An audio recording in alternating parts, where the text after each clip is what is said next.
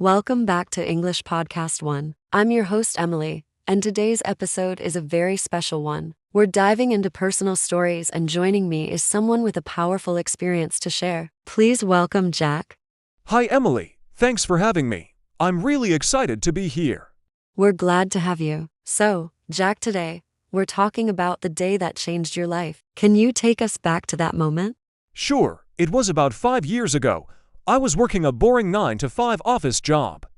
I was tired, stressed, and honestly, just going through the motions. Every day felt the same. That sounds exhausting. What happened next? One rainy Thursday, on my way home, I saw an old man struggling to carry groceries across the street. Without thinking, I ran over to help him.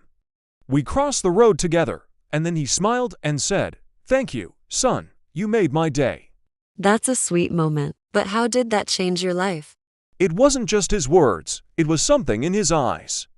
I realized I hadn't felt useful in a long time. That night, I couldn't sleep. I kept thinking, am I living my purpose? That's deep. So, what did you do after that? I started volunteering at a local shelter on weekends. And within a few months, I quit my job. You quit, just like that? Yup, I wanted to do something that made me feel alive. I went back to school, studied social work, and now I run a small community center helping underprivileged kids. Wow, Jack, that's inspiring. One small act of kindness led to a completely new life.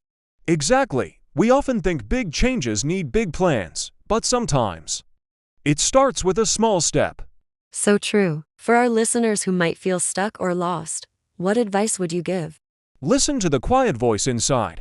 It might be telling you to try something new. And never underestimate the power of a small action. Beautifully said. Jack, thank you so much for sharing your story. Thank you, Emily, and thank you to everyone listening.